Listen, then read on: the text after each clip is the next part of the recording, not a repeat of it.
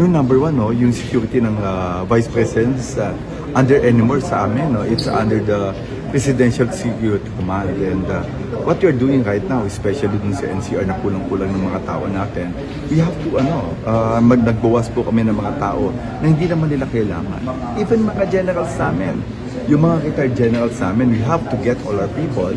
Kasi sabi ko nga, ang computation for everyone, policeman, there's about 500 pa police na kailangan mo. And tignan nyo, yung mga police natin, especially kahapon, hirap na hirap. And these people cannot work anymore, di ba? Puyat na puyat sila. Sino papalit sa kanila?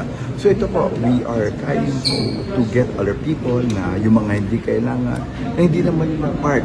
Tinanong naman namin hindi naman po namin tinanggal, kinausap po ng PSPG natin, yung Chief of Staff ng ating Vice President, na yung mga tao natin. Kasi marami na sila Hindi naman na mostly that's a part po ng military.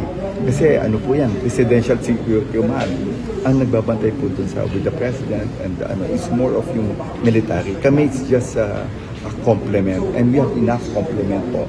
So we have to ask them. If we ask them, we don't relieve any that's a wrong term po. Hindi po namin relieve. We ask them na pwede namin ilipat. So nilipat po namin na kailangan po sa NCR.